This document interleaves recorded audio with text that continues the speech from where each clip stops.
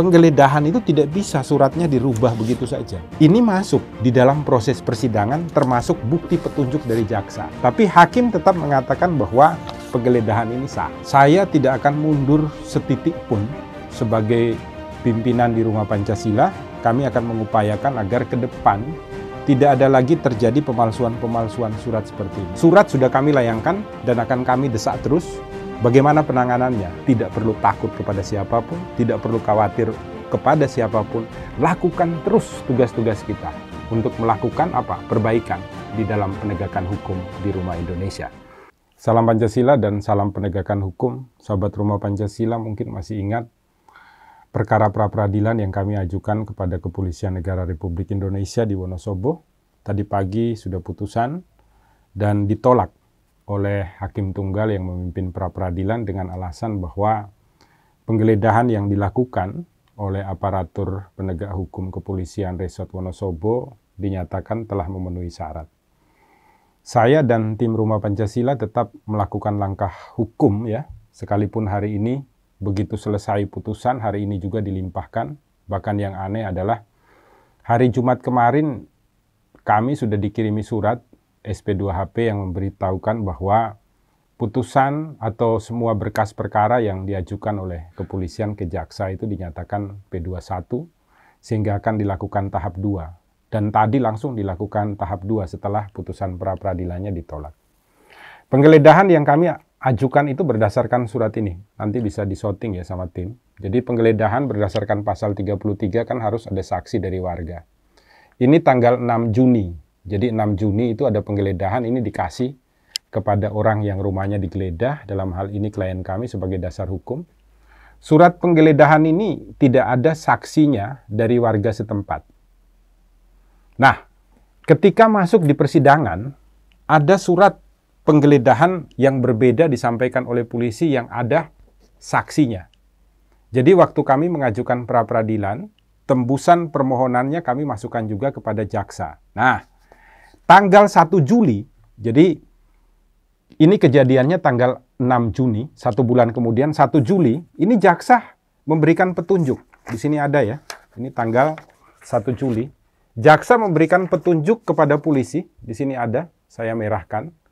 Di sini dikatakan bahwa saksi di dalam berita acara penggeledahan tidak menandatangani surat penggeledahan.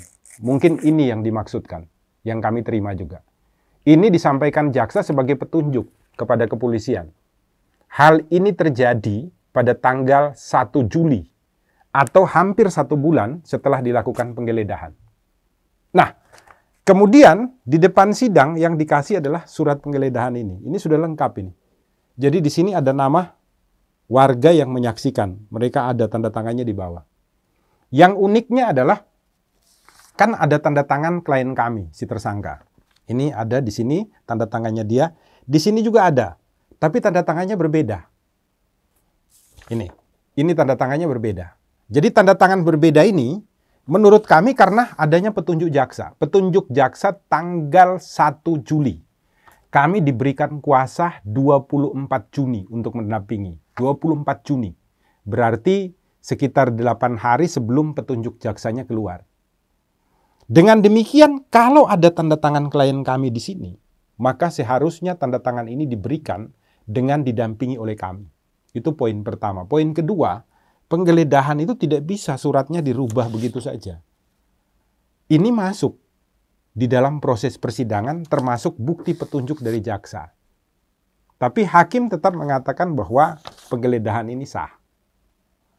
Kami tetap melakukan langkah hukum karena kami sudah membuat pengaduan kepada Polda Jawa Tengah ya. Nanti saya akan tindak lanjuti lagi kepada Kapolri.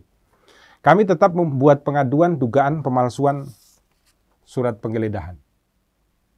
Saya tidak akan mundur setitik pun sebagai pimpinan di Rumah Pancasila. Kami akan mengupayakan agar ke depan tidak ada lagi terjadi pemalsuan-pemalsuan surat seperti ini. Entah nanti terbukti atau tidak itu masalah belakangan. Tetapi ada 2 surat penggeledahan yang berbeda dan ada petunjuk jaksa untuk melakukan perubahan.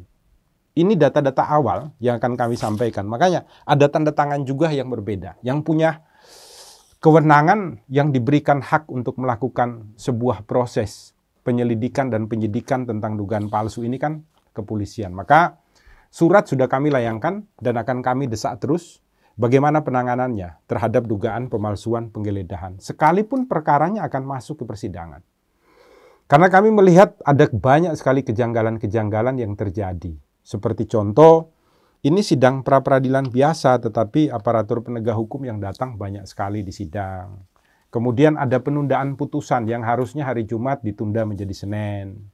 Ada hal-hal aneh yang terjadi di daerah Wonosobo, mulai dari tahap proses pelaksanaan perkara sampai dengan selesai. Jadi proses perkara itu ketika kami melakukan gugatan pra-peradilan, tembusannya kami sampaikan kepada jaksa untuk tidak memproses terlebih dahulu perkara sebelum putusan pra-peradilan. Ternyata putusan pra-peradilannya belum selesai atau belum diputus, jaksa sudah menyatakan berkasnya lengkap atau P21. Kemudian memerintahkan untuk hari Senin itu baru akan dibacakan putusan hari ini, itu jaksa sudah memerintahkan untuk tahap 2-nya itu dilaksanakan hari Senin. Jadi seolah-olah mereka sudah tahu semua keputusannya. Sejak awal itu sudah mengerti bahwa nanti putusannya pra-peradilan juga ditolak. Sehingga kami dari Rumah Pancasila tetap melakukan langkah hukum, di samping melakukan pendampingan, kami juga sudah melakukan permohonan RJ ya kepada jaksa karena yang bersangkutan ini diduga menderita gangguan kejiwaan, bipolar, dan juga psikopatik. Kami sudah ajukan resmi sejak hari Jumat, mudah-mudahan nanti bisa dipertimbangkan oleh Jaksa Agung ya, melalui Kejaksaan Negeri Wonosobo. Semoga tidak ada permainan-permainan lagi lah di dalam penegakan hukum.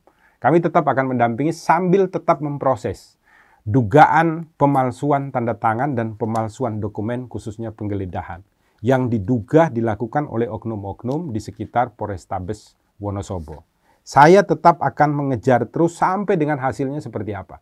Sekalipun hasilnya nanti tidak terbukti, tetapi paling tidak kami puas melakukan langkah-langkah hukum, upaya-upaya hukum untuk melakukan pembenahan.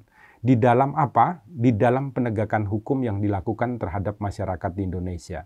Karena kalau sekali saja kita diam, kita menyerah, maka saat itu kebiasaan-kebiasaan ini akan dilakukan secara terus-menerus dan kontinu karena dianggap sebagai sebuah pembenaran. Maka tugas kita adalah tidak perlu takut kepada siapapun, tidak perlu khawatir kepada siapapun. Lakukan terus tugas-tugas kita untuk melakukan apa? Perbaikan di dalam penegakan hukum di Rumah Indonesia.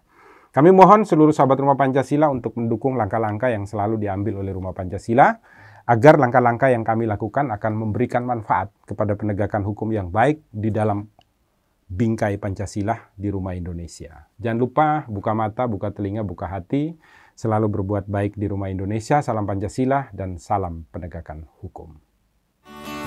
Ruang sidang membisu saat kebenaran hendak hadir. Ruang sidang